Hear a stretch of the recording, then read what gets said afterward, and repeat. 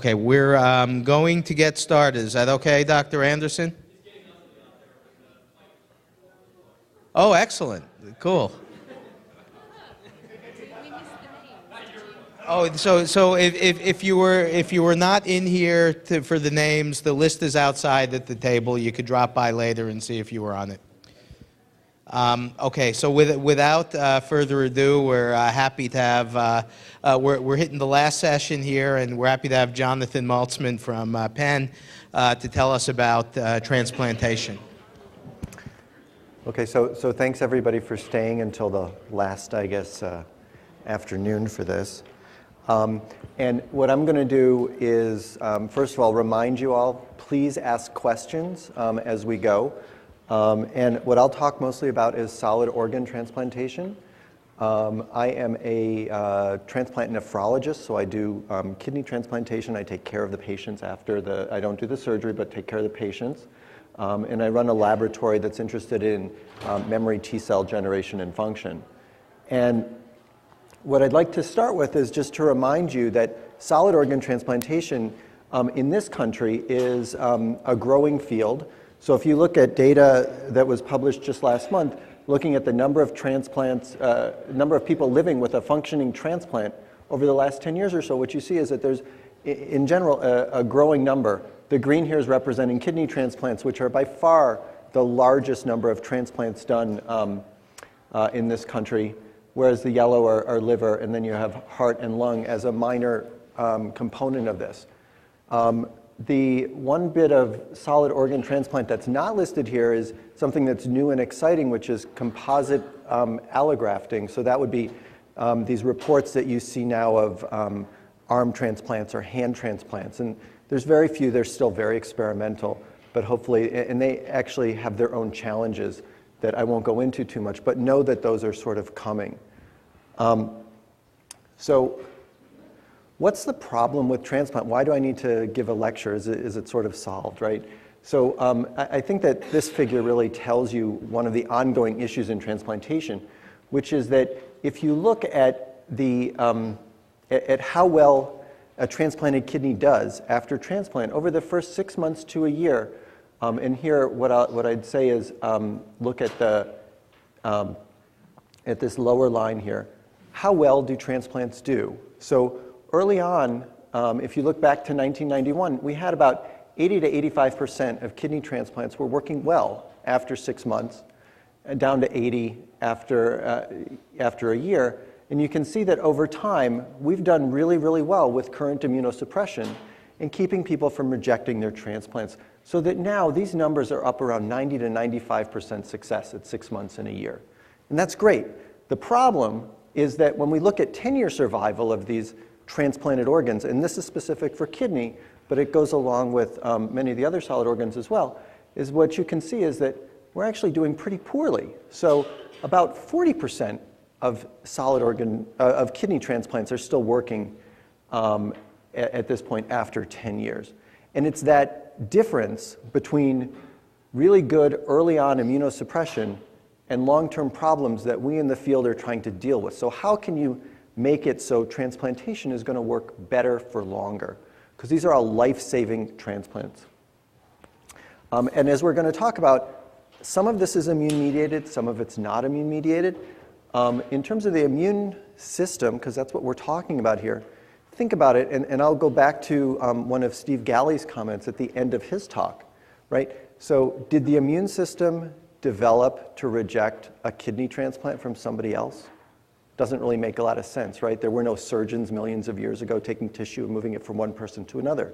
This is a byproduct. So as a transplant nephrologist, I deal with a byproduct of the way the immune system works and try to sort of manipulate it to my own means. So the order that I'm going to talk about here is, first I'm going to go through and remind you a little bit about MHC and HLA and a little bit about antigen processing and presentation, and then talk about what's termed allorecognition, or the ability for my cells to recognize and potentially reject tissue from somebody else. And there are two types that I'll go through. I'll talk about where cells that are alloreactive come from, and then I'm going to spend a good amount of time talking about immunosuppression, both mechanisms of action of the drugs that we currently use in the clinic, as well as some experimental therapies, and then talk about tolerance. And Abul talked about tolerance yesterday as well, and I'll give you the transplant side of that.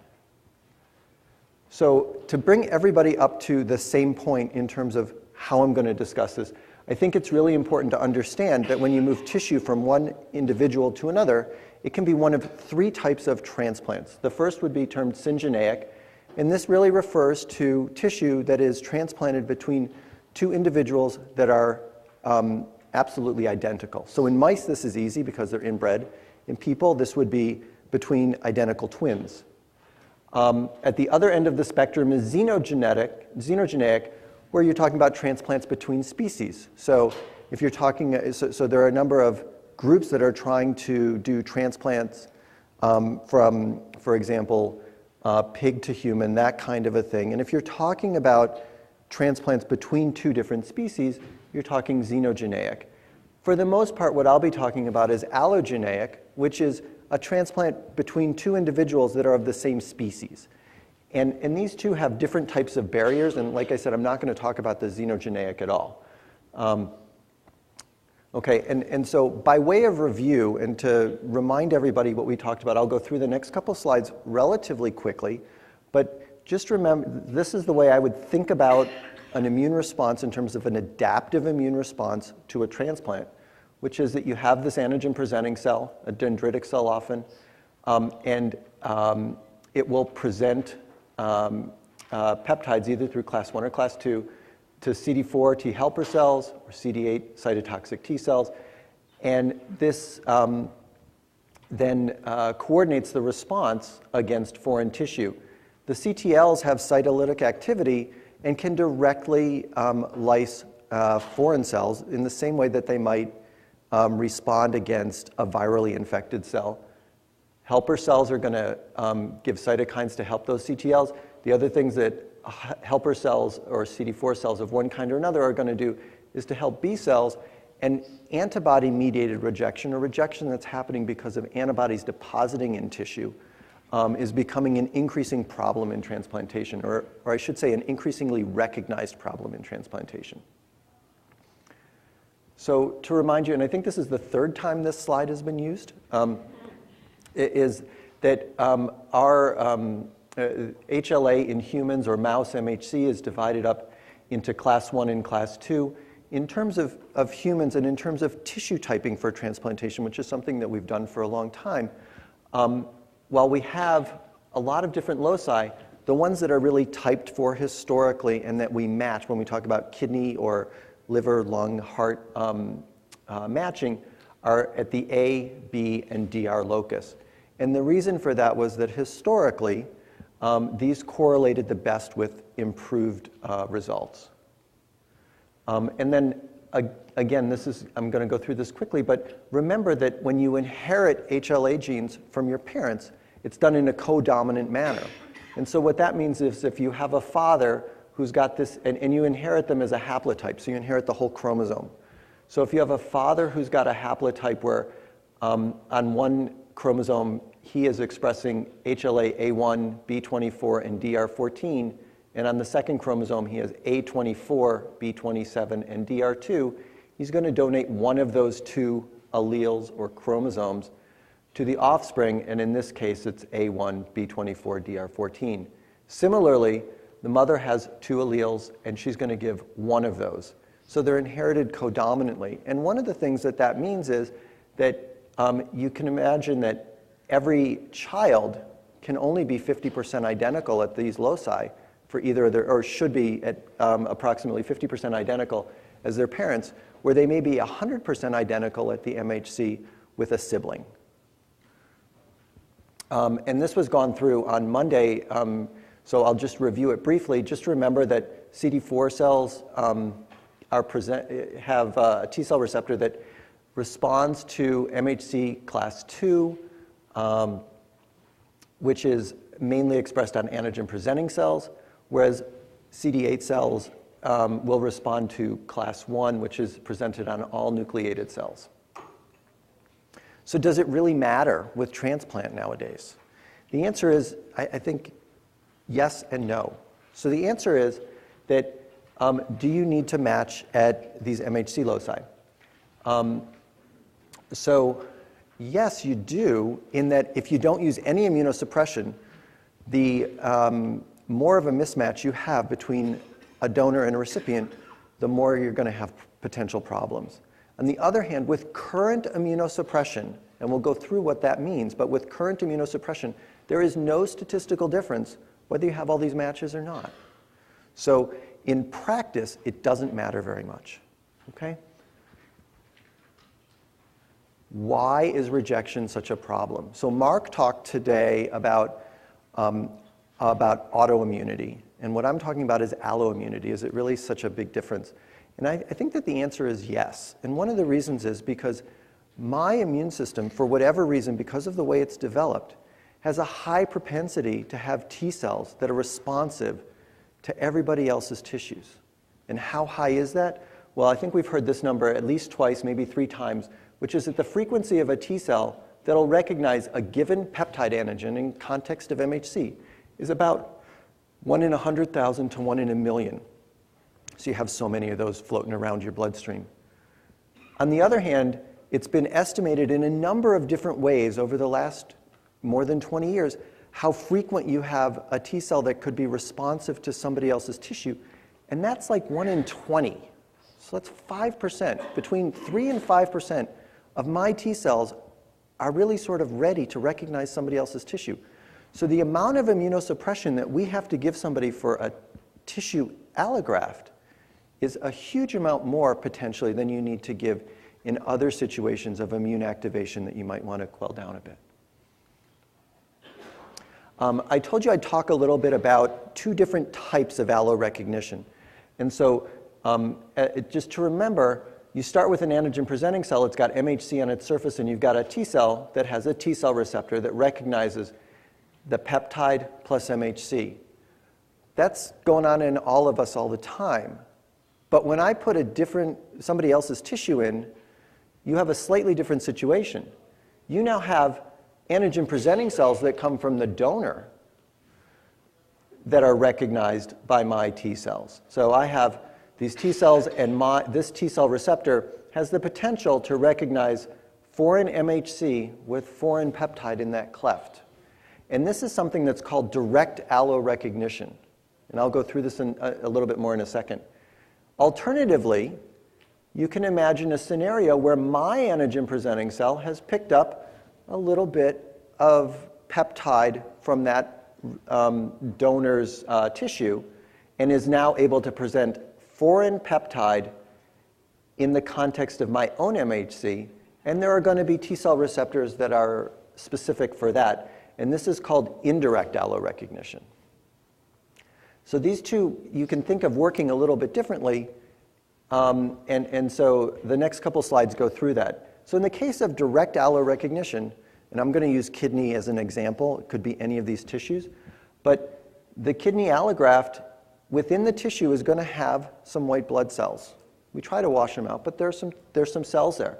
And there are some dendritic cells, for example.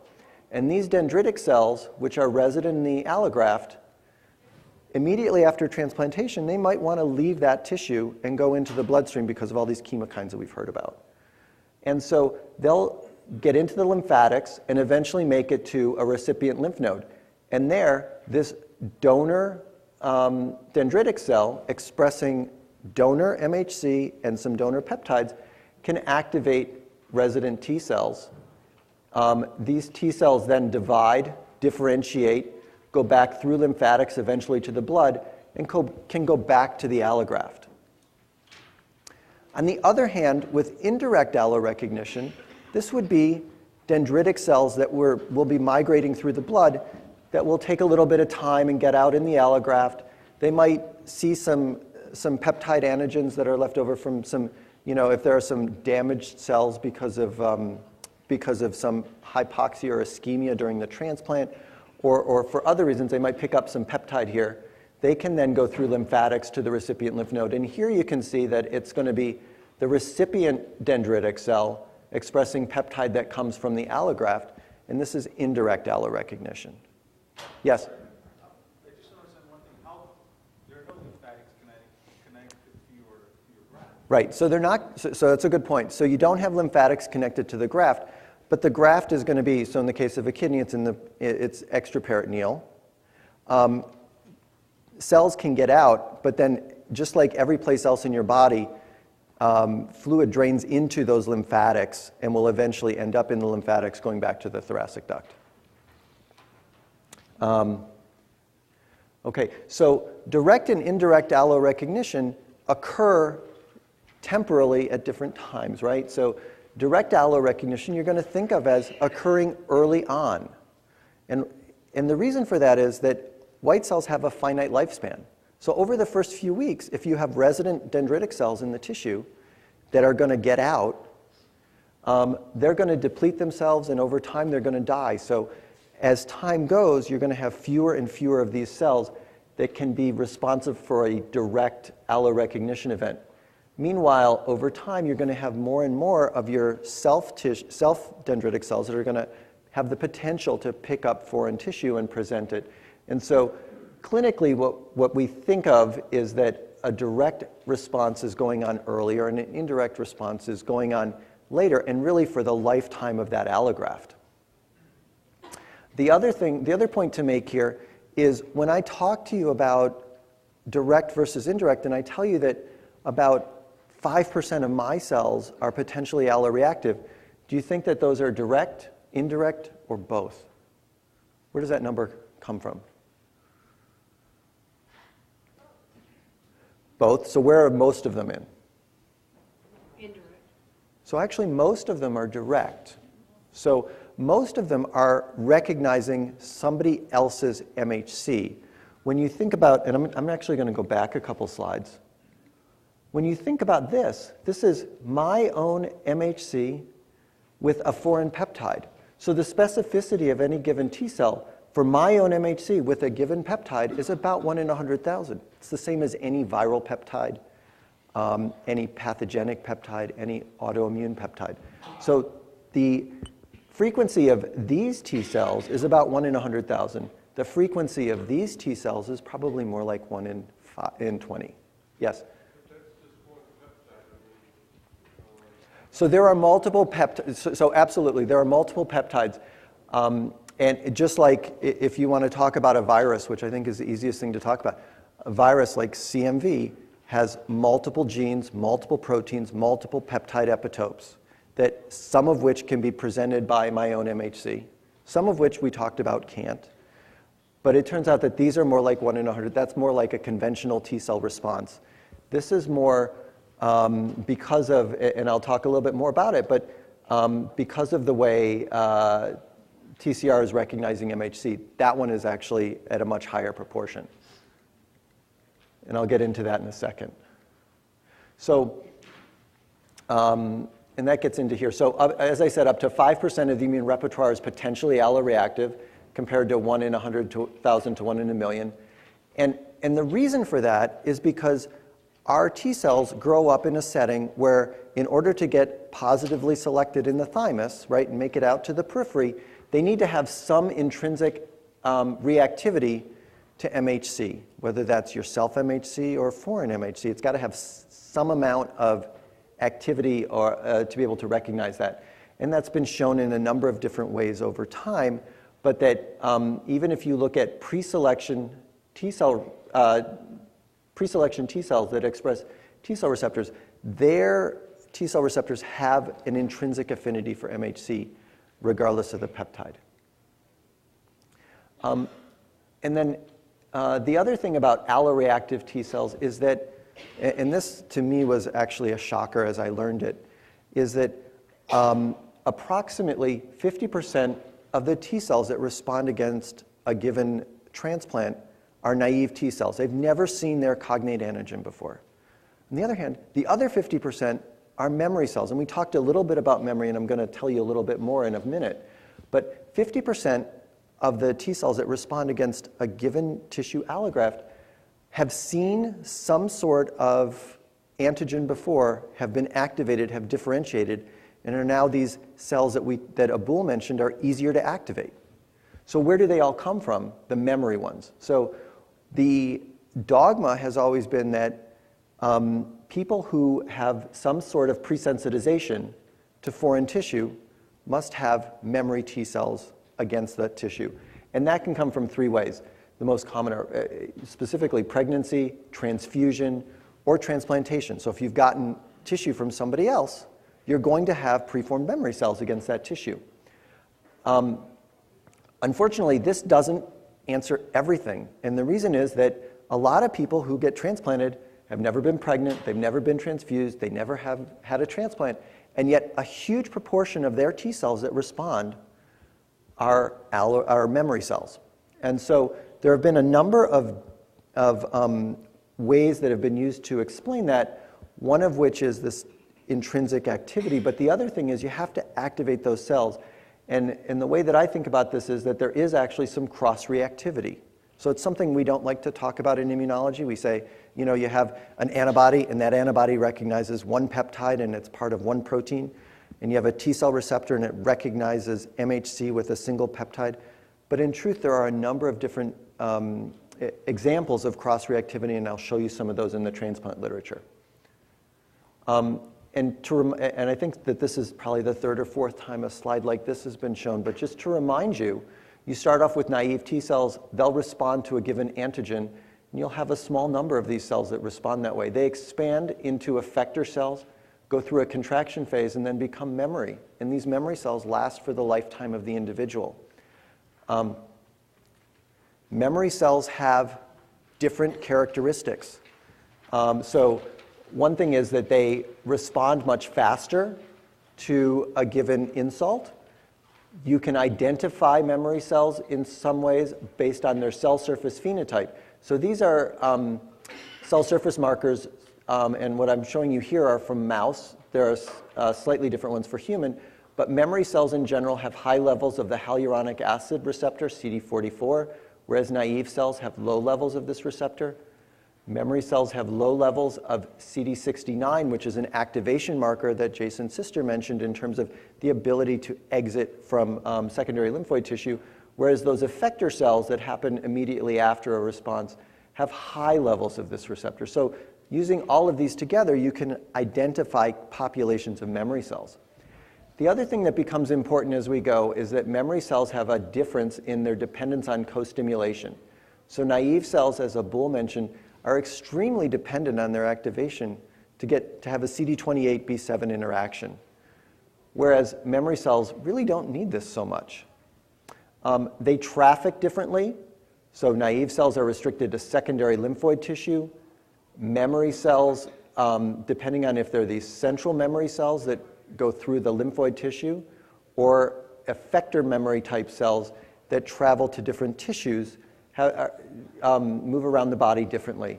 And then lastly, these kind of cells have different requirements for their survival. So I told you that a memory cell is going to survive for the lifetime of the individual. That's what you want, right? If you get a vaccine or you've been infected by a virus, the goal of adaptive immunity is to make sure that that doesn't happen again. So you want those there years and years later. Whereas naive cells actually have a finite lifespan, and it's more dependent on their ability to see self-MHC and self-peptide. So how common is cross-reactivity? And I think that in the field, so I was trained, I have a PhD in immunology. I was trained to this, one antibody, one antigen. And I've been surprised really at how common this really is. So this slide, which is a little bit difficult, is really trying to show that there have now been a number of examples where you can take T cells out of somebody and show that they have alloreactivity. So let me just walk you through a couple of these. So this box here with the yellow, this is supposed to represent a T cell that is specific for HLA A0101 with a CMV peptide. And so, for example, this would be somebody had taken some blood, cloned out those T cells, grown them up, and said, can this cell have alloreactivity? By definition, because of the way this was isolated, it was a memory T cell. And when they put it in to test it against allo, what they found was that cells that came with this specificity to CMV could actually respond to HLA-A1101. So this is a different HLA-A allele, regardless of what the peptide is. Cells with this specificity to CMV in an HLA-A0101 person have the potential to respond to this different HLA allele. I'm going to do one more, and then I'm going to hopefully answer questions because I see a couple of question marks looking there. This is HLA-201, and in that setting, people who had cells that were specific with this HLA to CMV, to EBV, HSV, VSV, and to H-flu, each of these cloned out could actually respond to different HLA alleles. And you notice here, it's not even HLA-A. These are cells that were generated in response to HLA-A0201 with a viral peptide, but now they can actually respond to HLA-B6401, B5501, et cetera, et cetera. So they're able to respond that way. And because of the way they're generated, you knew that they were memory. And as we go through, you'll see why memory cells are a little bit harder to deal with from an immunosuppressive standpoint. So does that sort of make sense to everybody? Okay. So why are they a problem? Well, the reason that they're a problem is because they don't respond to immunosuppression the same way. Okay, so one thing is that we use a lot of strategies to lymphodeplete, to really deplete people of as many B and/or T cells as possible. And these cells, when they're memory, they don't respond to many of these strategies in the same way. The other thing is that through this process of homeostatic proliferation or lymphopenia-induced proliferation, these cells come back much, much faster. So that when you take somebody and give them a drug that takes their T cell number down to the bottom, and then a couple weeks later their T cell numbers are recovering, most of those cells are memory cells. They're no longer these naive cells. They're less susceptible to conventional immunosuppression, and I'll show you some data for that later on. And specifically, what's becoming a bigger problem is that they're less dependent on co-stimulatory blockade. And the reason I bring this up is because up until a couple years ago, that didn't really matter, but now we have a drug specifically for co-stimulatory blockade, and these cells are turning out to be the biggest barrier. Okay, so I'm going to take a step back and describe to you what the immune response does to foreign tissue. And we define immune rejection in different ways pathologically. So immune rejection can be called hyperacute. Obviously, this is something that happens very quickly. Acute, and the acute rejection can happen because of antibodies in a humoral rejection or because of a cellular response because of T cells or a combination of these two. And then there's something called chronic rejection, which occurs over a longer period of time. As you can see, the hyperacute is mediated by preformed antibodies. So we test for this in transplant recipients. Sometimes we miss, right? And if you have preformed antibodies, you can get what's called hyperacute rejection. I'll show you a picture of that in a second.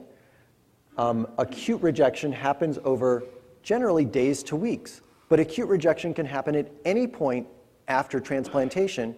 And to make that point, one of the things that's been in the news, I think, over the last 3 to 4 weeks even, it's been in the New York Times twice, I believe, over that period of time, is that because of the way Medicare funds immunosuppression medications, they fund it for the first 3 years after transplant for kidneys. And then at 3 years and 1 day, you get no more money for immunosuppression. And the people that can't find a way to get that medication, some of them have to just stop taking it unless they can find a way to get it, right? And you can get acute rejection because of a lack of immunosuppression 3 years out. And then chronic rejection can happen at any point, but more commonly takes place over a long period of time. So, okay, so I don't actually have a picture of hyperacute rejection anymore. So hyperacute rejection is a phenomenon that happens literally on the operating room table. This is where you take a kidney from one individual, you ligate, you basically put it into the recipient, and all of this is done essentially blood-free, right, because you've got all the vessels clamped. When you open up that blood vessel, you get an influx of blood. Normally what you would expect is for the kidney to go from being a little bit gray, being hypoxic, to being pink, starting working. On the other hand, if you have preformed antibodies, they deposit in that kidney, they fix complement, kidney turns black, literally on the table. So that happens very, very quickly. This is very rare because everybody gets tested for preformed antibodies. In terms of acute T-cell mediated rejection, this is, can be from direct alloreactivity. You can have it from indirect, but I think about it more as direct allo. And if this is a picture of a glomerulus, which is the filtering part of the kidney. And the point to make here is that there are these open spaces, there are a few cells here. But when you have direct alloreactivity, what happens is you get an influx of these black cells, which are lymphocytes. They destroy that tissue.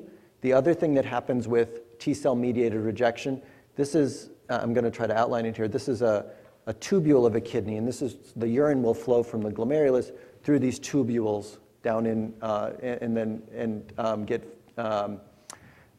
basically it goes through these tubules. And what can happen is that you can get infiltration of lymphocytes, and you can tell from the pathologist's arrows. So you got one here, you've got one here, and T-cell mediated rejection also has infiltration and destruction of the tubules. So both the glomerulus and the tubules can be involved.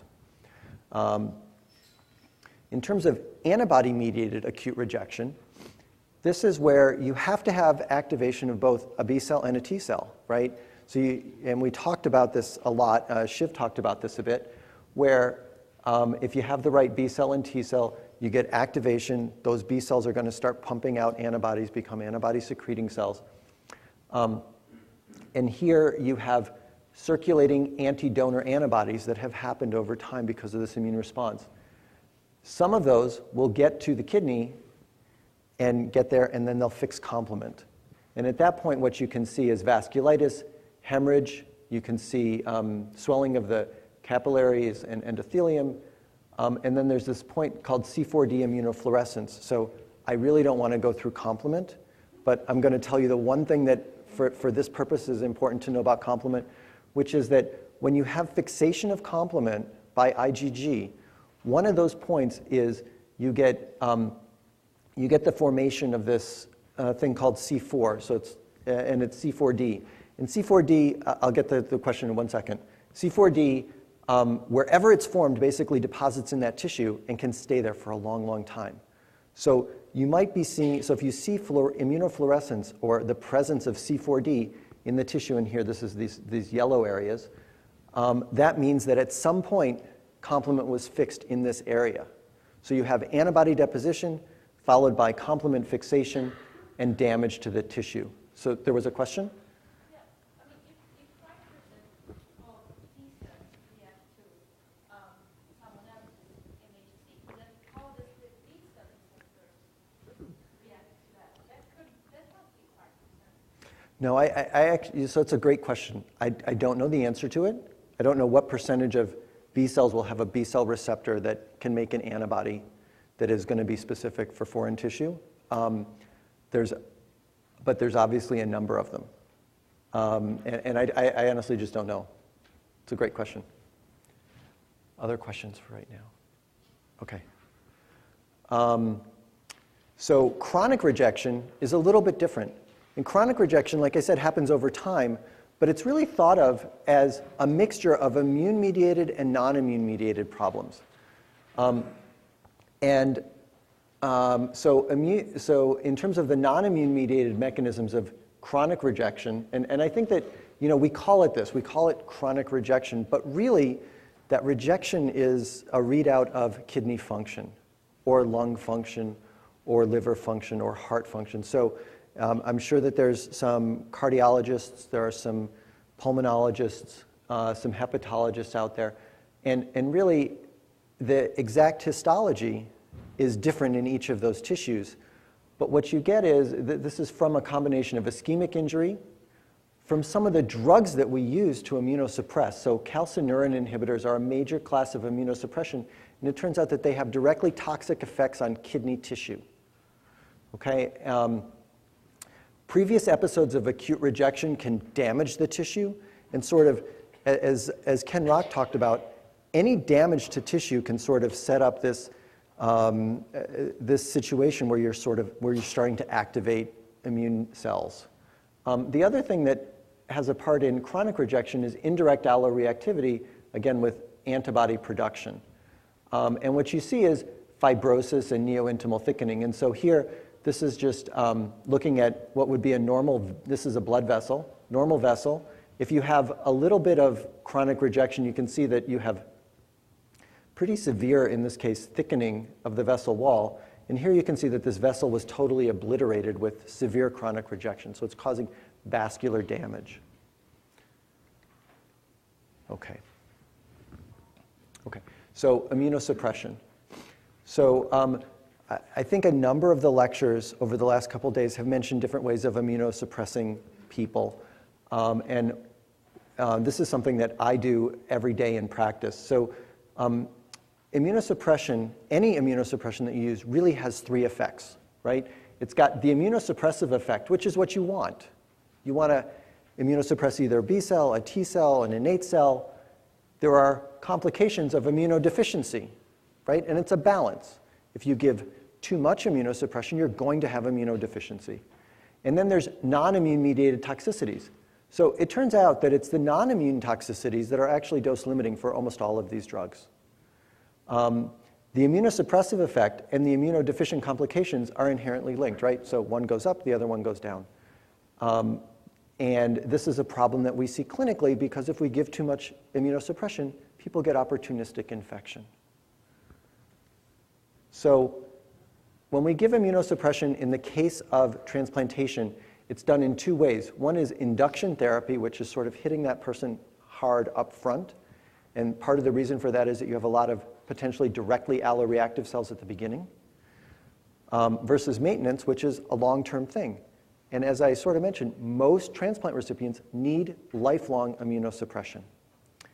The other thing is that we use many different drugs at lower doses because they all have essentially the same effect, which is immunosuppression through different mechanisms, but they might have different non-immune mediated toxicities. So we sort of spread out the toxicities while focusing the effect. Again, more immunosuppression can lead to increased infection.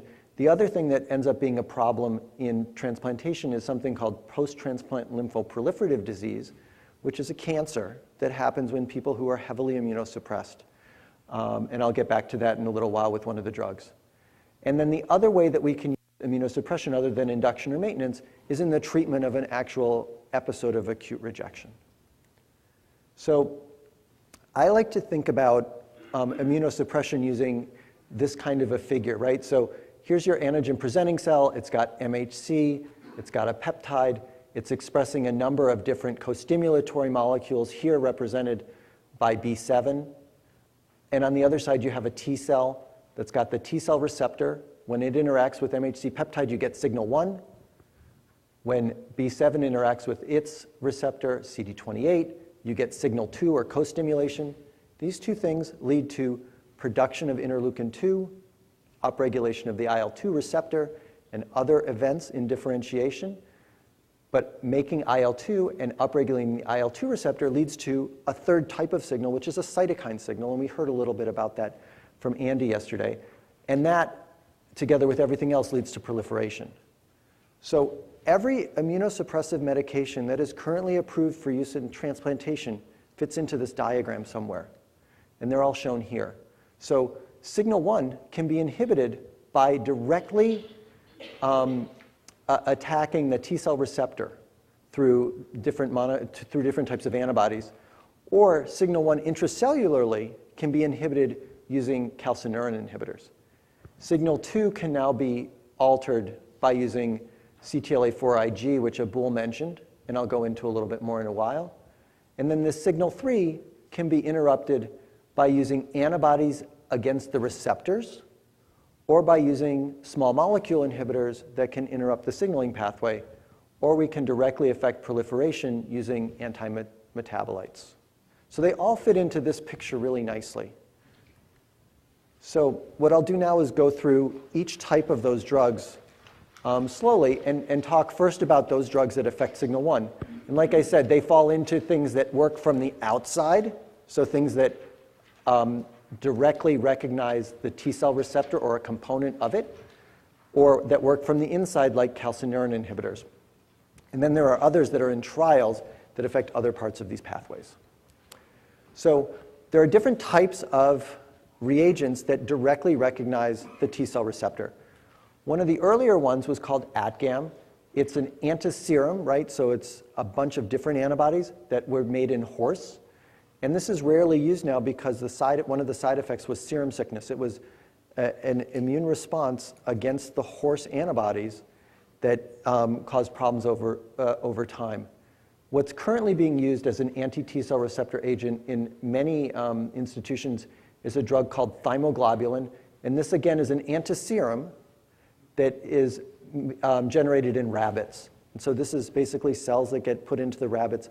They make antibodies against human T cells, and those rabbits are then bled, and the serum is collected. So this is not a monoclonal antibody. It's not specific to only the T cell receptor. It contains antibodies in the antiserum that can be specific for other things. And in fact, in using this, sometimes B cells go down. And each batch is different from lot to lot because it's coming from a bunch of rabbits. So those are polyclonal.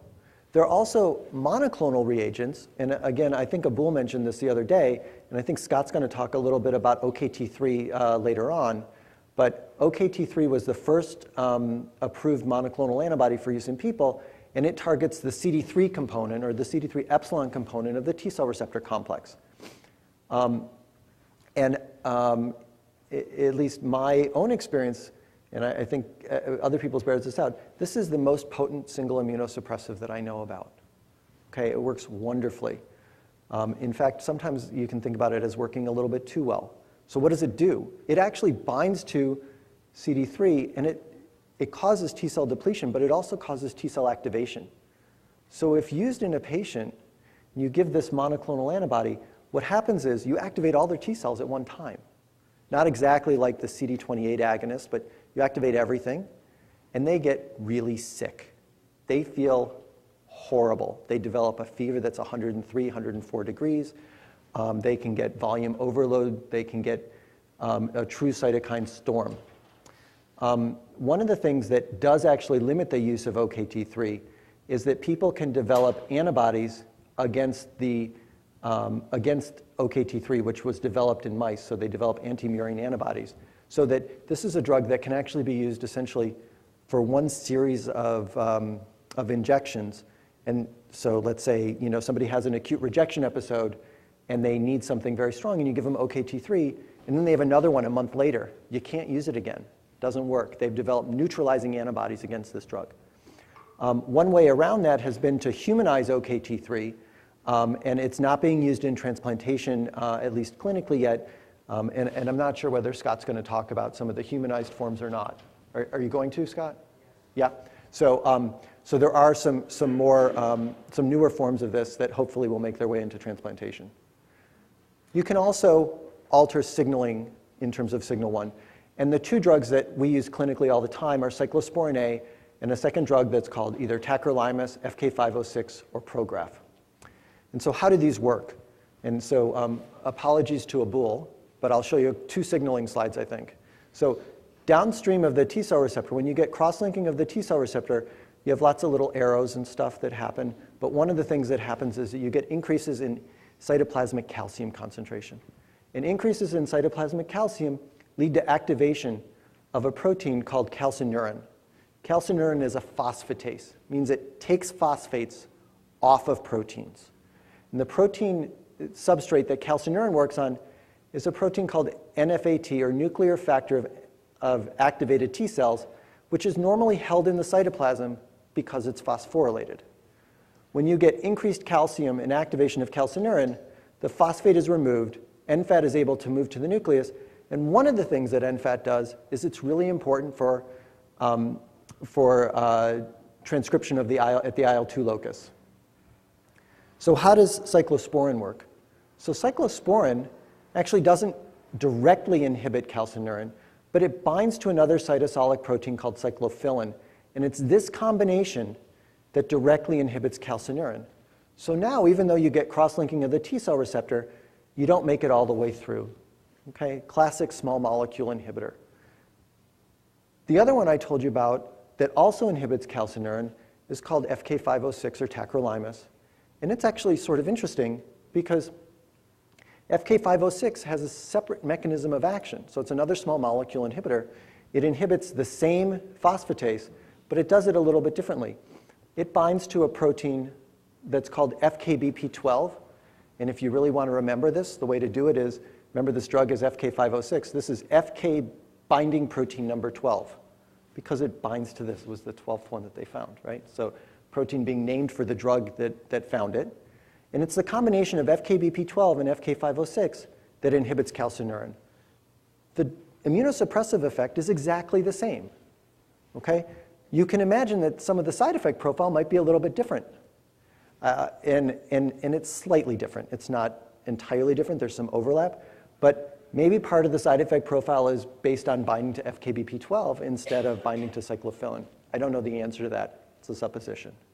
Either way, this class of inhibitors, calcineurin inhibitors, have entirely changed immunosuppression for transplantation. And if you remember the second slide I showed you, I said that over the last 10 years or so, we've gone from having 6-month success being around 80% to around 95%. It's because of this class of drug, almost entirely.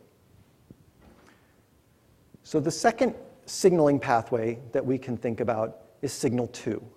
And I think you've already heard enough about how CTLA-4 Ig can block the interaction between CD28 on the T cell and a B7 ligand on the antigen-presenting cell.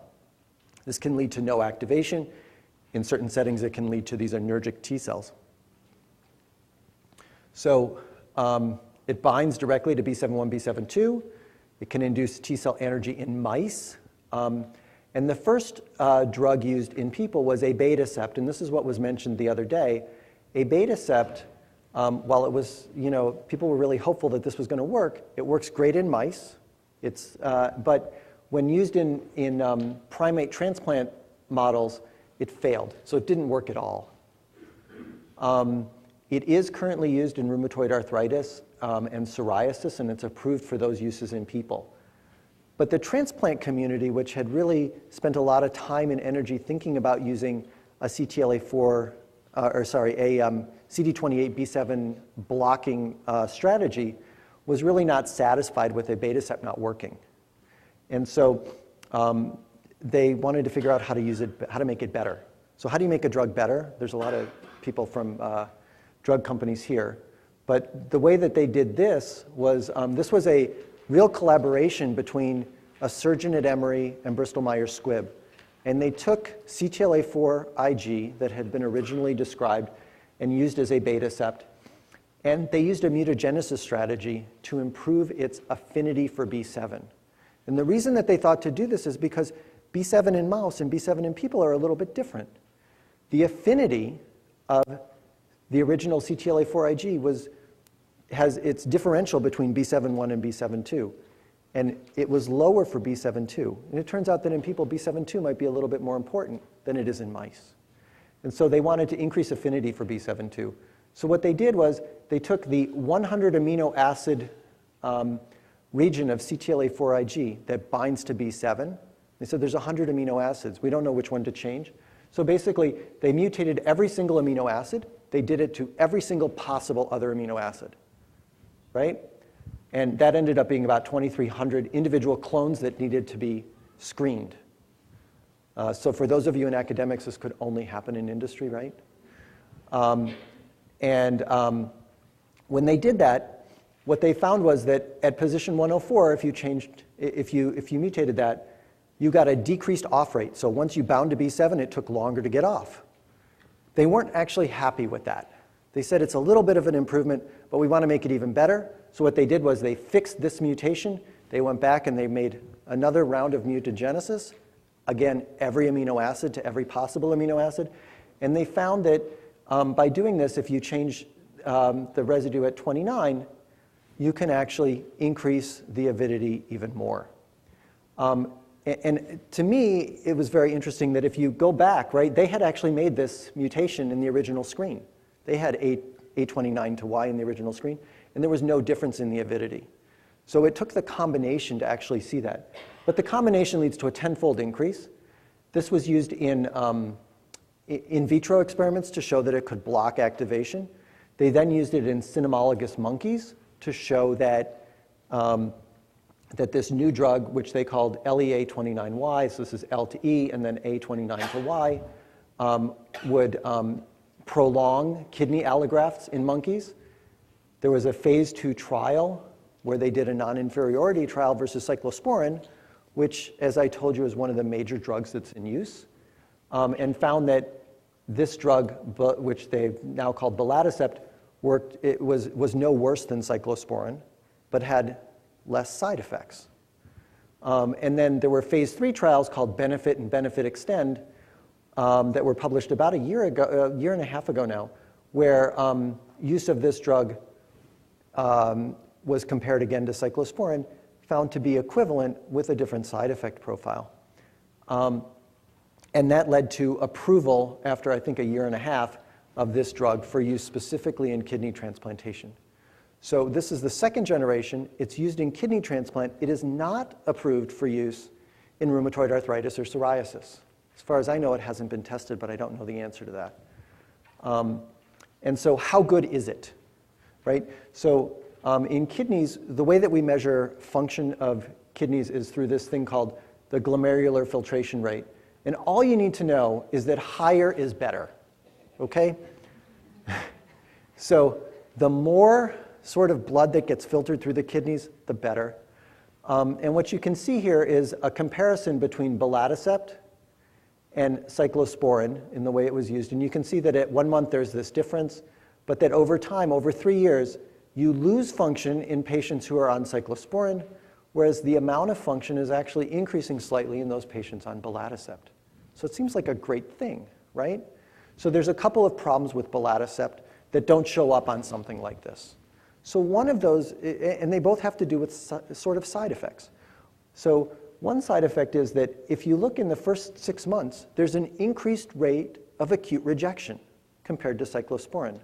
That doesn't sound like a good thing for a drug you're trying to market, right? It turns out that almost all of those episodes of acute rejection are T-cell mediated, and they're mediated by memory cells. They are relatively easy to treat with a couple doses of steroids. So that these data actually include all of those people who had those acute rejection episodes which were treated. But in the end, after 3 years, the data is much better.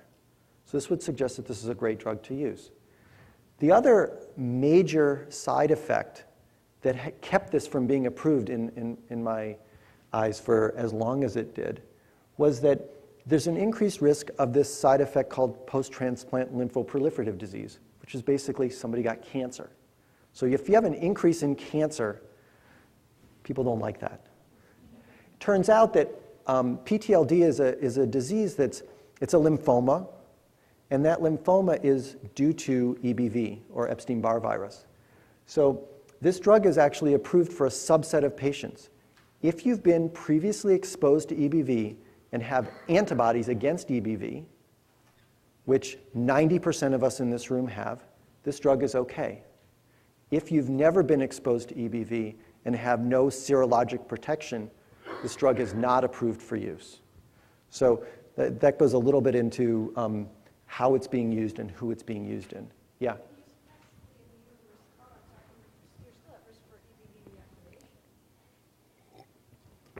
You are absolutely at risk. So, so what happens is, so in cyclosporin, in traditionally treated patients, there's a risk for Epstein-Barr virus and PTLD.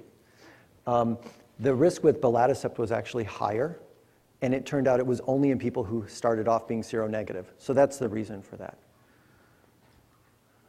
Okay, so that's inhibiting signal 2. So in terms of inhibiting signal 3, what I've done is sort of put up here 3 sort of of the more traditional cytokine receptors. The IL-2 receptor, which we've heard about a lot, has an alpha, a beta, and a gamma chain. The beta and the gamma are shared with IL-15 receptor, and then I've also put in here IL-12 and IL-23 receptor. The only one of these that is currently being targeted by immunosuppression for transplantation is the IL-2 receptor alpha chain. And there are 2 drugs that are currently being used for this. So that's what makes IL-2 receptor separate from IL-15. The 2 drugs are called daclizumab and basiliximab. And if you think about it, there's a problem, right? I think somebody came up to me and asked me about this after one of Abul's lectures. So if you're targeting the IL-2 receptor and blocking it, does that seem like it should be a problem for immunosuppression? Yeah, so it should be on Tregs, right? And it should be really important on Tregs. So why does it work? So the answer is, I don't know why it works. I don't think that anybody would try this in a clinical trial if they were starting today as an immunosuppressive, right? Because we know more now.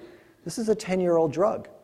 It actually got approved for use as an immunosuppressive before we understood about Tregs and that they expressed an IL-2 receptor and that they needed the IL-2 receptor.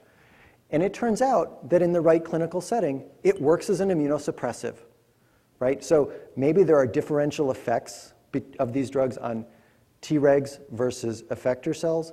Maybe it alters the number of Tregs versus effector cells. But the way it's used clinically, which is 2 doses at the beginning, immediately around transplantation, works as an immunosuppressive. It doesn't, I can tell you, it doesn't work as well as thymoglobulin as an induction agent. But it does work in people who have fewer mismatches. The other way to inhibit cytokine signaling might be to inhibit the signaling, and I'll show you that in a minute, and then also inhibiting cytokine receptors downstream. So I think I might have gone through this already. As I mentioned, there's a higher incidence of acute rejection when you compare this to thymoglobulin or the anti-thymocyte globulin. So rapamycin is a drug that inhibits signals that are downstream of many cytokine receptors that go through a protein called mTOR. And to me, this is, again, this is sort of an interesting thing in terms of nomenclature.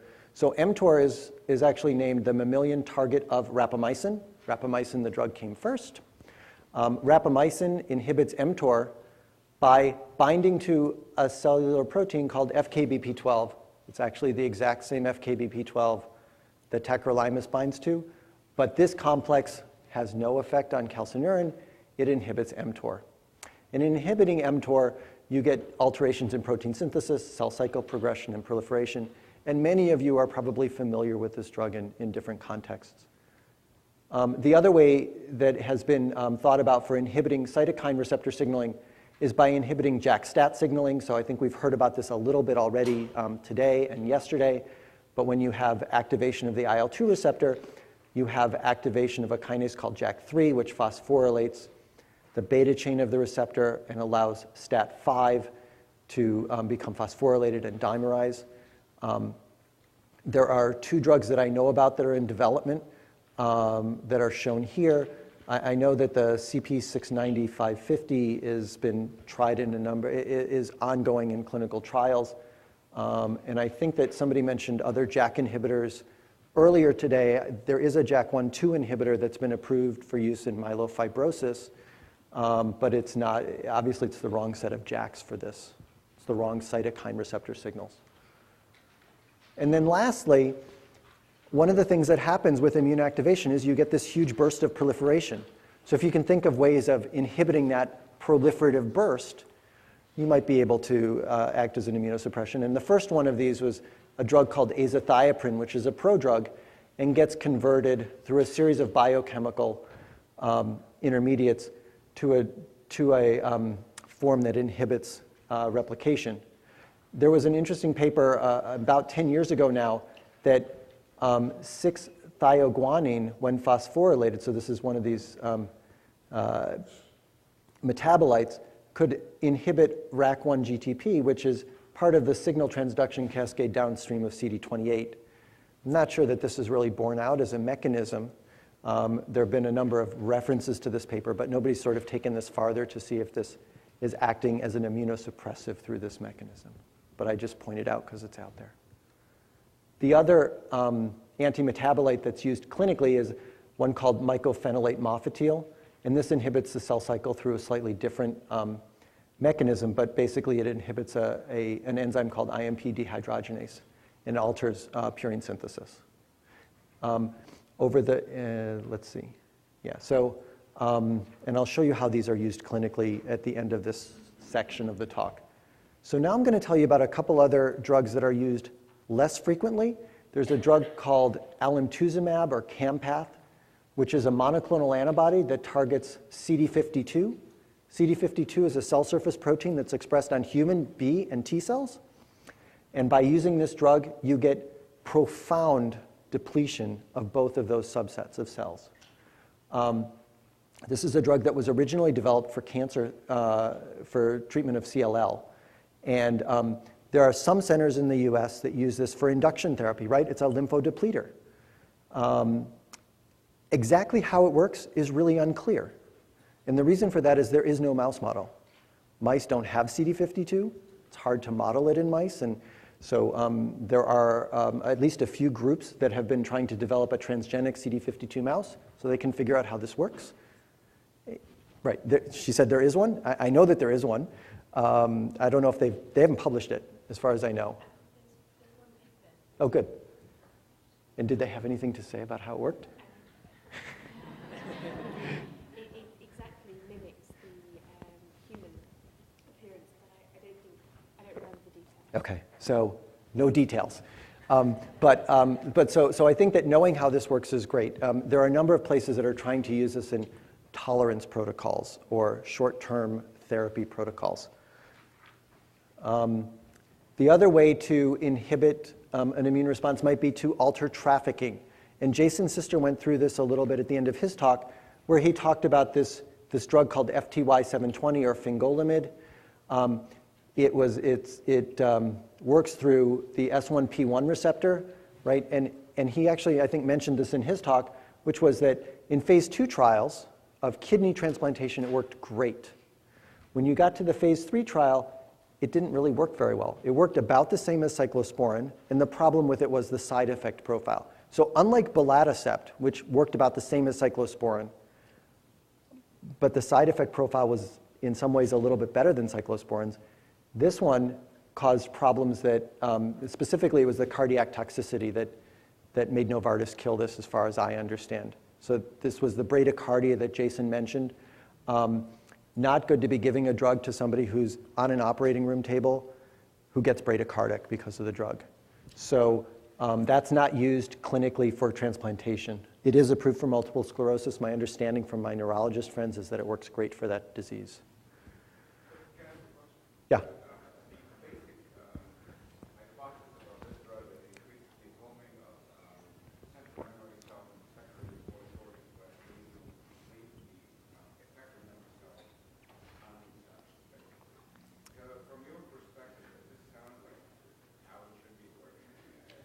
So the question is that the basis of how this drug works is it alters homing of central memory but not effector memory. Yeah, I actually, I think that what it's doing is sequestering T cells in a place or B cells that they don't want to be staying for a long time. The fact that you don't get those big lymph nodes sort of tells you that there's something more going on than just that sequestration. Because the way I always thought about it was if you get to the lymph node and you have the antigen that you want there, you should be dividing, you should be having these big lymph nodes, you should be activating so that when the drug wore off, you'd have a problem. In practice, it doesn't work that way. It acts as an immunosuppressive in practice. And I don't know the details as to why. The other thing to talk about is a drug called Rituxan that a lot of you know about. This is a drug that targets CD20, which is present on B cells. Rituxan is being used in kidney transplantation for a few things, one of which is desensitization. So those people who have antibodies that are specific for the tissue that they're going to be getting, can we get rid of it? Well, so you can get rid of the antibodies, but you got to get rid of the B cells that are producing those antibodies as well. Rituxan is part of those desensitization protocols. Rituxan is also being used to treat humoral rejection. So antibody-mediated rejection, again, you want to get rid of the B cells that are maybe the precursors of the plasma cells making that antibody, and Rituxan is being used as part of those protocols. There was one trial that tried to use Rituxan as an induction agent. So at the time of transplant, makes perfect sense. Let's get rid of all the B cells so that we don't have antibodies in the future. And this utterly failed. There was a huge increase in acute rejection because of this. Mechanism not entirely clear. Another drug that's used in the setting might be IVIG as an immunosuppressive. And then corticosteroids are used for multiple autoimmune diseases and as a cornerstone of transplant immunosuppression. So what's the standard of care? So each institution, and to be honest, each transplant physician might have their own standard of care. But this is, again, taken from this database that looks at kidney transplantation across the entire country. And here is shown just by year what kind of calcineurin inhibitor is being used at the time of transplant. And it's a little bit hard to make out, but basically this light purple line is the use of tacrolimus. So it's gone in 1998 from being about 25% to being approximately 90% of the transplant recipients, kidney transplant recipients, are getting tacrolimus as a calcineurin inhibitor of choice. And there's been a fall, obviously, in the use of cyclosporin during that time. In terms of antimetabolites, azathioprine is a drug from the 50s and was a mainstay of transplantation. But as mycophenolate is sort of taking over that role, and now approximately 90% of transplant patients are getting mycophenolate as an antimetabolite. In terms of mTOR inhibitors like rapamycin, what you can see is that there was an initial burst of optimism that this would be a great drug for use in transplantation, and that over the last 10 years, we're down to less than 5% of patients getting rapamycin. And this is really because of the side effect profile, much more so than it doesn't work as a great immunosuppressant. And then steroids, back in 1998, 90 to 95% of patients were getting steroids as part of an initial regimen and an ongoing regimen. It's great as an anti-inflammatory. There is a trend in this country to use less steroids because of the side effect profile. There's two ways to use less steroids. One is to use less in maintenance. The other one is to try to never use it at all. Many of the trials that are going on with a lack of steroids at all are using Campath or something like that. That's a big lymphodepleter. But you can see that still, well over 60% of patients are getting some amount of steroids as part of their regimen. So again, induction is some kind of T-cell depleting antibody with high-dose steroids in general. Maintenance is a calcineurin inhibitor, mostly tacrolimus, low-dose steroid, and an antimetabolite, at this point, mostly mycophenolate. Okay. So questions about immunosuppression before I move on to tolerance? Yes? I mean, certain of those drugs, you can get levels, you can follow levels. Obviously, the clinical picture helps you decide you get a higher or lower dose. But are you able to look at all the required to the immune system? Maybe you don't need quite as much. The problem is what's in the peripheral blood may not be what's happening inside of the kidney or the heart. Or the heart, right. So the question is, for some of these drugs, we can get levels of the drug. For some, we can't. But in neither case are we actually monitoring real immune function. So the answer to that question, which I think is one of the major questions in clinical transplantation, how much immunosuppression should you give and how can you monitor it the best way? There are a number of different ideas on the best way to monitor immune function. There are some companies that have come out with different ways to monitor how well a lymphocyte is working. There are ways of using what are called ELISpot assays to see how well an individual, how many cells are actually making cytokine, for example, in response to donor tissue. None of them are really approved for clinical monitoring use. These are all trials that are going on. The other thing that people have been trying to do in terms of monitoring that function is using other quote-unquote biomarkers like taking whole peripheral blood and running a microarray, right? And trying to find combinations of genes that are up or down regulated that will tell you a little bit about this. Number one, nothing's approved. Number two, we don't know what any of that data means in terms of clinical output. And so it's in trials is the best way that I would put it. I think that it's the right question to be asking, but I don't have, unfortunately, that's the state of the field right now. Yes? On that same line, how good are we at measuring circulating interleukins and cytokines reliably? Circulating interleukins. So, yeah, it's not something that we do. I don't know that it's the best way to monitor it to start with, even if we could. These are usually short-lived proteins. They work at the site of activity.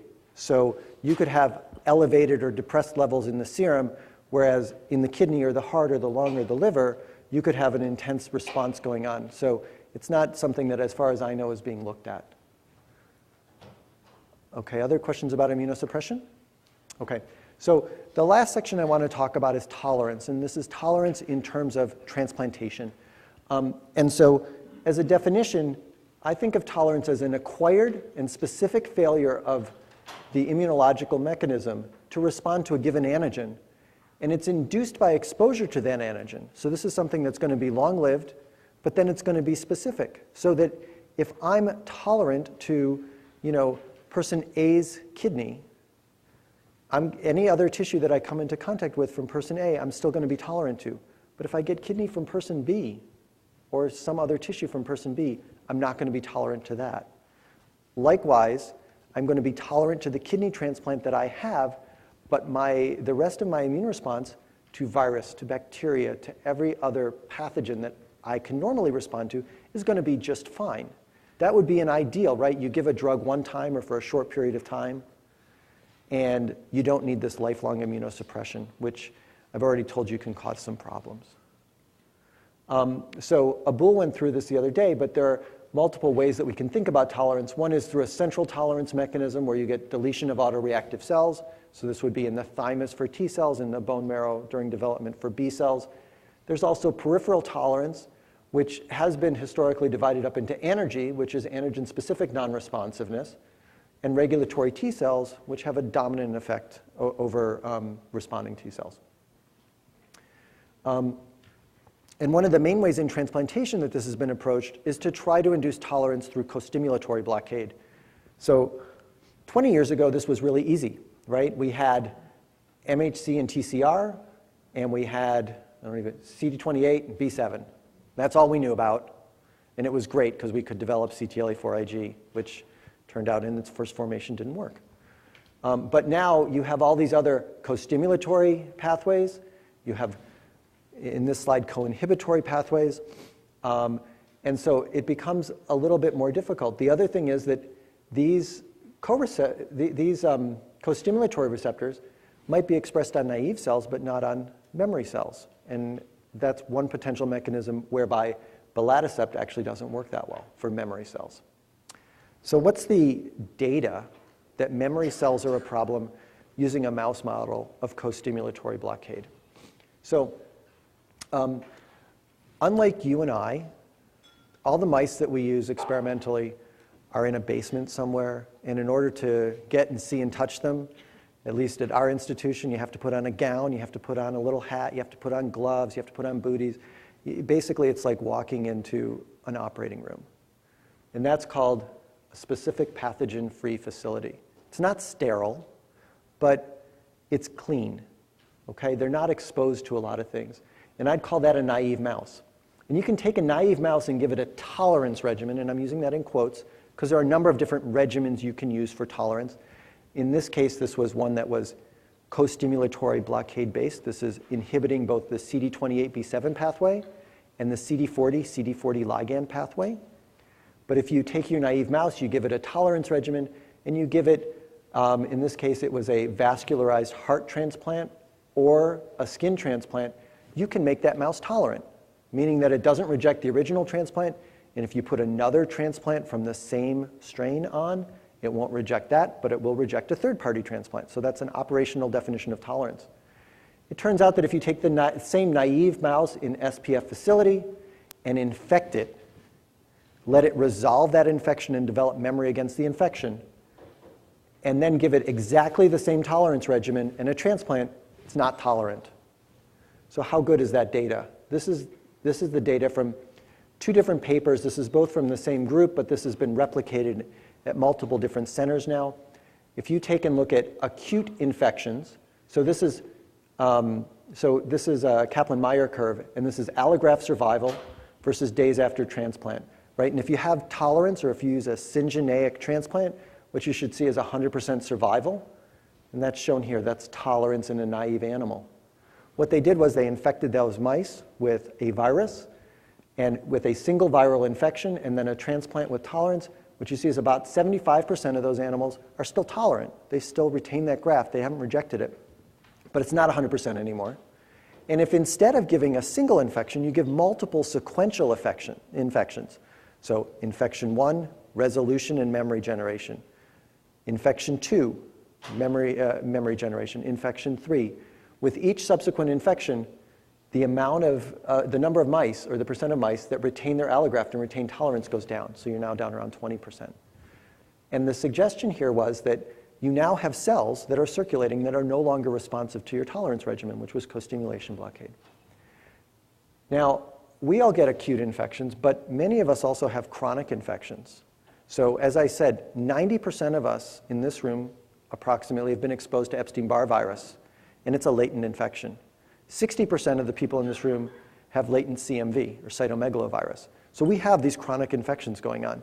Turns out if you take a mouse that's in an SPF facility and give it a chronic infection, in this case this was a chronic form of lymphocytic choriomeningitis virus, you go from having 90% tolerance to 0 over 40 days.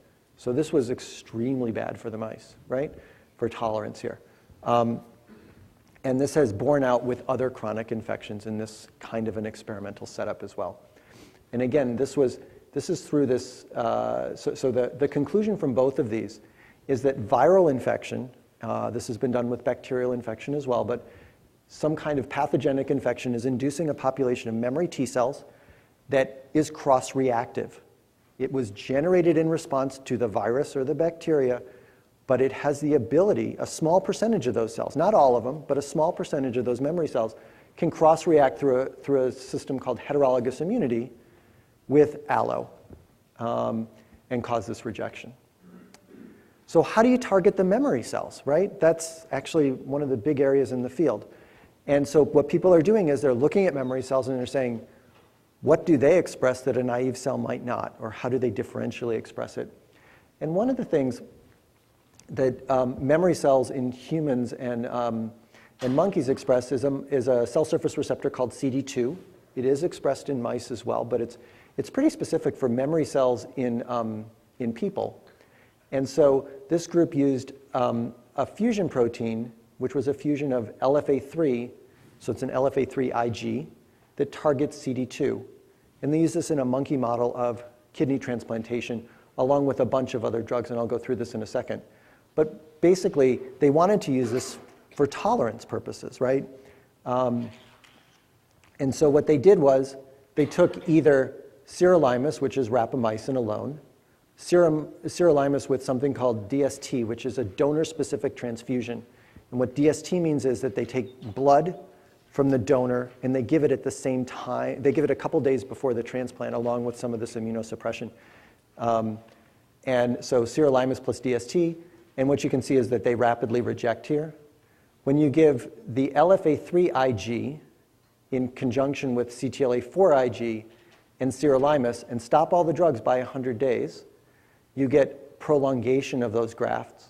But when you add DST to that combination, you get long-term prolongation. And there were, in this setting, 2 monkeys that did very well that were rejection-free out to approximately 250 days. And this is operationally considered tolerance because all the immunosuppression was stopped before day 100. Okay? So that, I think that's one of the approaches, is finding these molecules. Yes?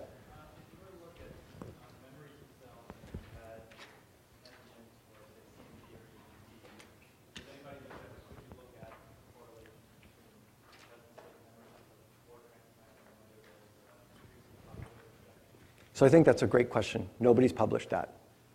I think that part of the answer to that is that if you are serologically positive for CMV, for EBV, for hepatitis C, for any of these chronic infections, you'll have T cells that are responsive to them.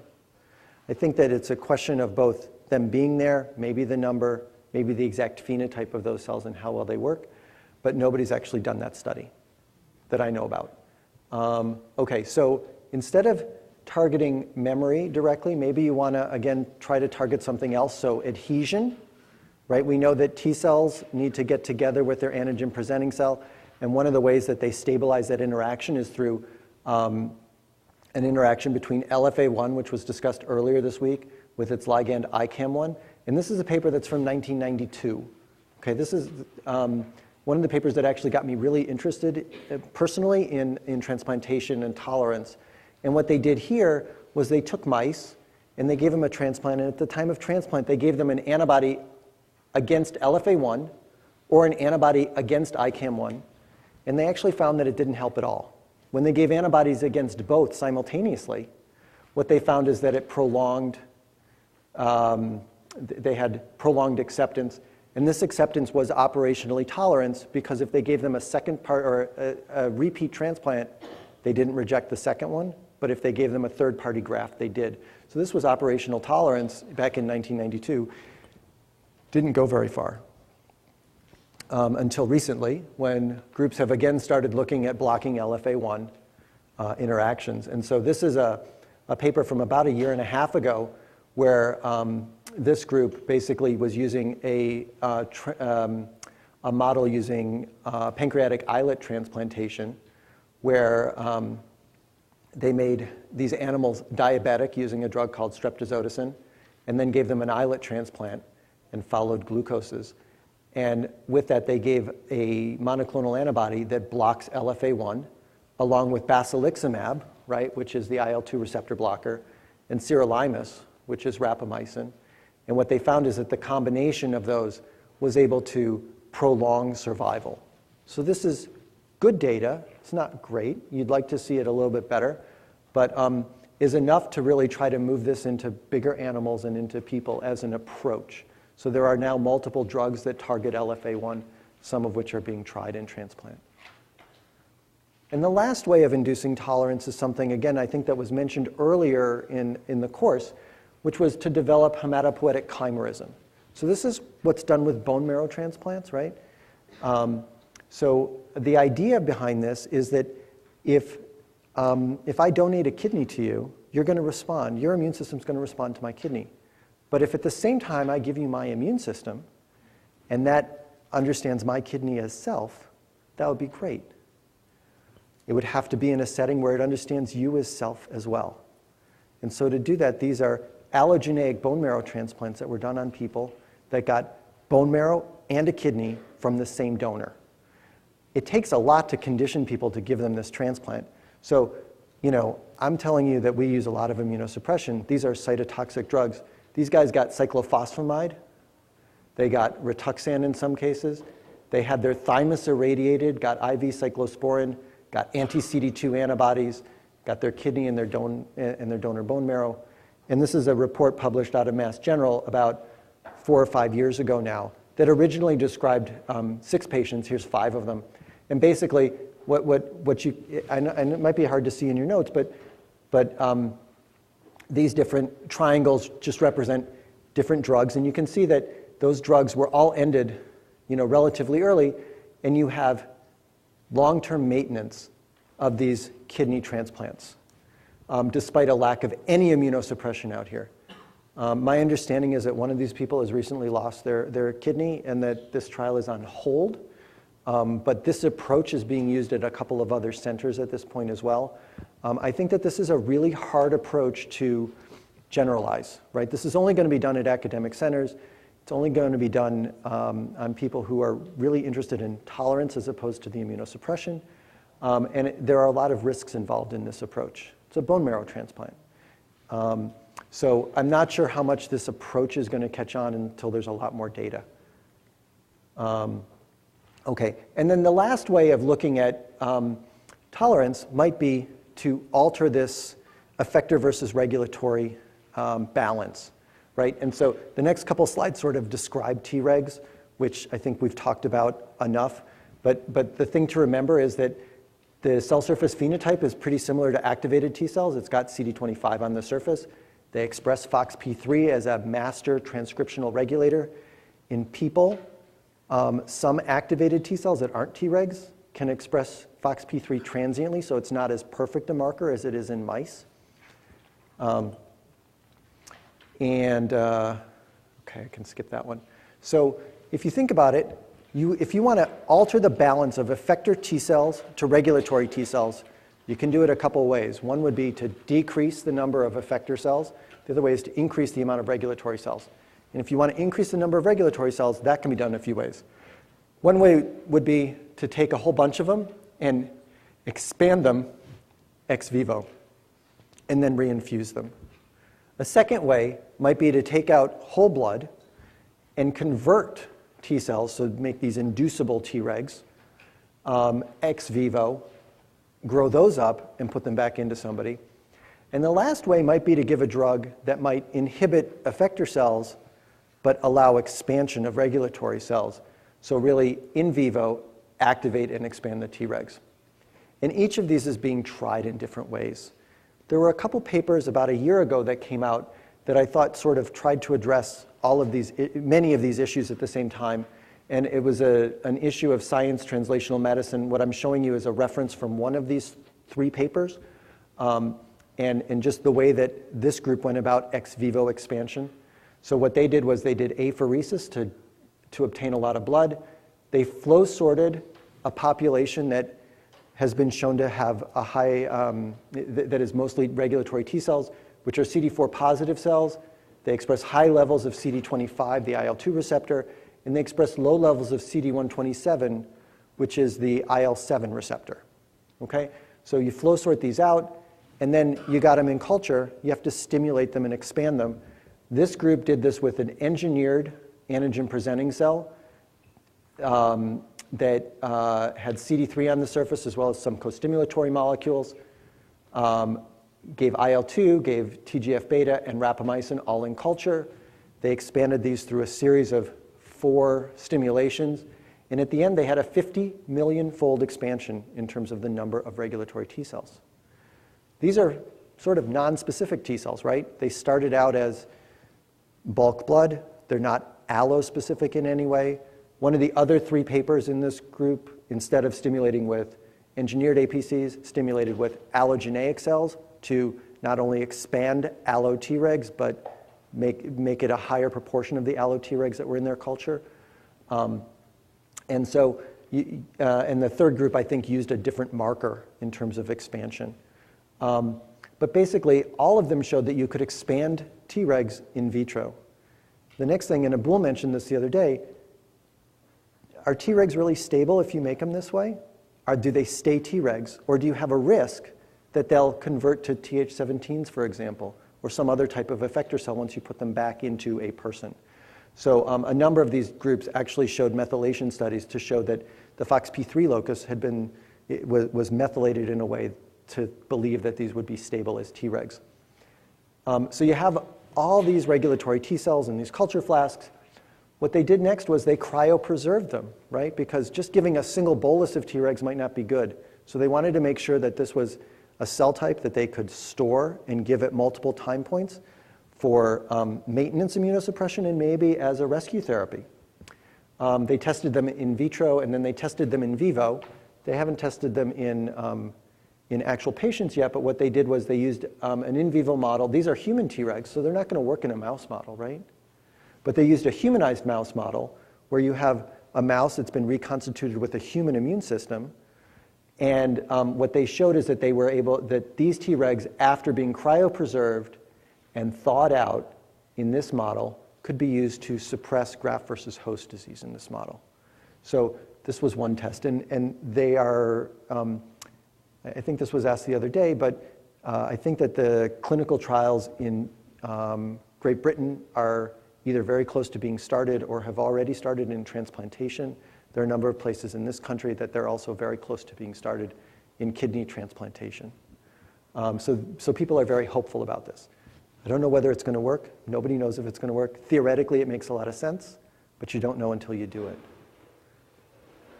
Okay, and then the last slide in terms of tolerance is, can you tell tolerance? So somebody asked a question about, do you know if you're giving enough immunosuppression? So there's a little bit of a different question here, right? Which is, if we give a kidney to somebody or a liver to somebody, we never take them off immunosuppression. We don't trust that they're going to be okay with that. But there's probably a number of people out there that become spontaneously tolerant to those transplants. And in liver transplantation, it's actually around 20%, 20 to 25% of liver transplants, if taken off all immunosuppression, are tolerant to that liver. It's not exactly clear why liver is different than kidney. Kidney, it's a much lower number. But a few years ago, a group in the US, and this is through the Immune Tolerance Network here, and a group in Europe were simultaneously trying to do the same thing. They were collecting patients who had kidney transplants that had stopped taking their immunosuppression for one reason or another. And you could generate tolerance in that way. So no immunosuppression for at least a year, I believe. And what they did was they took blood from all those patients, they did large numbers of microarrays, and they compared them to normal people, and they compared them to, I think, people who were on similar immunosuppression. And I know that you can't make anything out of the two figures, but the point is that both groups actually found a quote-unquote tolerance signature in these people. And the interesting thing was that they were pretty similar to each other. So these were two totally different groups of patients where a similar tolerance signature came out. And the bottom line of the tolerance signature was that it looked like there were more genes that were specific for B cells. And if you go back and you look at flow cytometry, you can find more B cells in the peripheral blood of these people. So they did all this microarray stuff, and it boils down to more B cells. Why do more B cells make you tolerant to a kidney if you stop taking your immunosuppression? Nobody knows, right? Is it that you have more B cells, or is it that you have less T cells? Is it that the B cells are a little bit different? So we heard, I think Shiv mentioned regulatory B cells and whether he believes that there are regulatory B cells in humans as opposed to mouse models. This is an area of active investigation where people are trying to figure out whether you have B cells that are actively downregulating the immune response. Whether that's the underlying mechanism or not, I don't know. But this is a reasonable biomarker for looking at tolerance signatures in this group of people. So what I'm going to leave you with is that a normal immune response is really an ongoing balance, and I think you've seen something like this already a couple times, where you have effectors and you have some kind of regulation, and I've put a question mark in front of the B-regs, right? And if you have the right balance, you have immunity. If you have too many effectors, you're going to get autoimmune disease like Mark talked about. If you have more T-regs or B-regs or regulation, you'll hopefully have some tolerance. And with that, this is just the outline again to say what we've talked about, but I think I only have a few more minutes to take questions, so I wanted to leave some time for that. Yes? So when you talk about allograft and direct antibody, what happens to lymphocytes that could be there in the allografts? So you talk about how the dendritic cells could interact with the recipient's T cells. Right. How about the converse? If there are some, maybe the liver or other organs, for example, which has lymphocytes, will they react to the So can you have graft versus host disease? Is that, so I think that the question was, can lymphocytes that are coming from the donor respond against the recipient? The answer to that is actually yes. It's a rare complication of solid organ transplantation, and part of that is because we sort of try to wash these organs out and try to wash out most of the cells. Plus, you're getting a high dose of immunosuppression almost immediately after that transplantation. So those cells that are there are getting immunosuppressed. I've seen a total of 1 case of graft versus host disease in a solid organ transplant. I think at my hospital, which does a lot of all 4 types of organs, there have been 10 over the last 10 years. So it's a rare complication. It is almost uniformly fatal. And I think the reason for that is that you're sort of between a rock and a hard place. Do you give more immunosuppression? Do you give less immunosuppression? There's not enough experience anywhere in the world to say this is the right thing to do, so nobody knows what to do. And it's a horrible complication, actually. Yes? In a liver transplant, there's a complication of de novo autoimmune hepatitis after a couple years of transplant. Is that happening in other organs, or do any system delineate So the question was that in liver transplants, there can be de novo autoimmune hepatitis. Does that happen in other organ transplants? I think that you can have autoimmune disease in any of these settings. I haven't seen it in kidney. You can have recurrence of autoimmune disease. So if you had autoimmune hepatitis as the reason that you developed liver failure, you can get autoimmune hepatitis again. If you had diabetes and got a pancreatic transplant, you can definitely, and it was type 1 diabetes, autoimmune diabetes, you can definitely have a recurrence of the autoimmune component as opposed to rejection. So it can happen. I don't know what the underlying mechanism would be. All right, why don't we, for time reasons, move on. So let's take a 2-minute bio break so we can swap out the computer.